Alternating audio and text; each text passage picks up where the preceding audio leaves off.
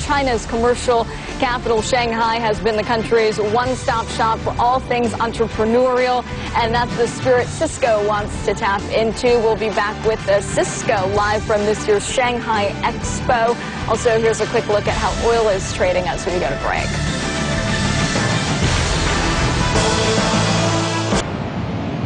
Welcome back to CNBC's Worldwide Exchange. Our very own Bernie Lo is always at the right place at the right time, and he's not missing this year's hottest show, the Shanghai 2010 Expo. Bernie's standing by right now live from Shanghai. Bernie, what's attracting you at the scene right now? What are you looking at? I've never seen so many people gathered in one place at the right place at the right time. My goodness, there are so many people in Chinese. This is only day 3 of the 180-day Expo, and this morning when I came in the wee hours, there were already like 150,000 people congregating at the gates, ready to come in to enjoy all the sights. Nearly 200 countries taking part in their pavilion displays, cultural exchanges, and all that stuff. And you know what? One of the reasons we're able to come to you like we are is because of our next guest on the program here, and you all know the name. It's the big CSCO, the ticker symbol for Cisco Systems, which is the big network gear and enabling company. And Jim Sherriff, the chairman of Greater China, was kind enough to join us on the program today. Jim, welcome to the program. Well, thank you. Thank you for having me here. Thanks for enabling us all. And you're one of the big sponsors of this Shanghai Expo, so thank you for your financial support, your moral support, and all that stuff. Are you getting all the bang for your buck here at the big 2010 Expo? Well, Cisco's very, very excited about both our role as a senior sponsor for the Expo, which means we help enable the infrastructure for all these different pavilions.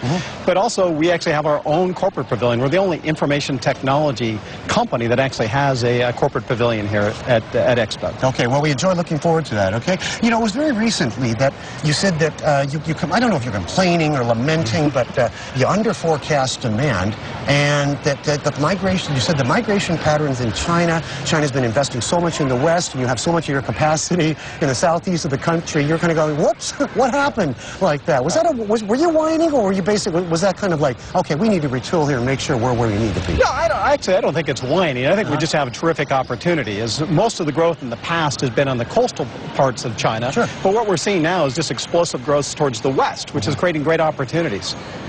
Tell me about the restructuring plan, which has been in effect for, what, about 4 months, 5 months?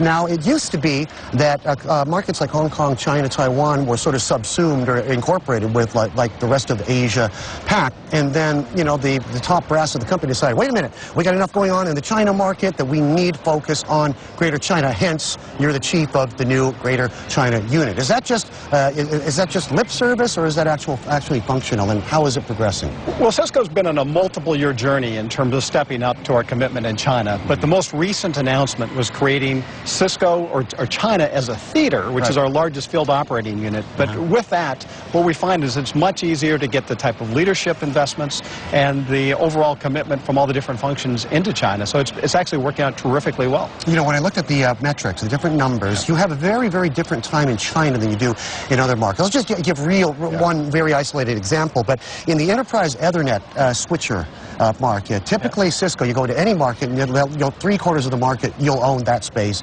here and now.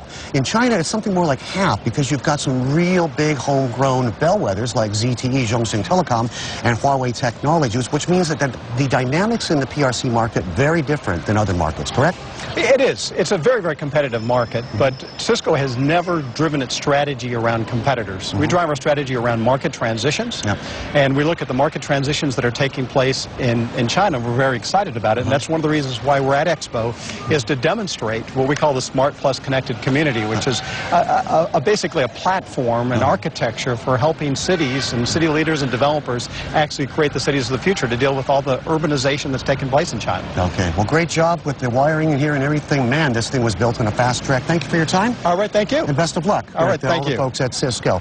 And Chrissy, that'll do it for our coverage here at the Shanghai World Exposition 2010 till 明天再见 from Shanghai. See you tomorrow, my friend. I like your Chinese. 再见 too. See you tomorrow. 明天见.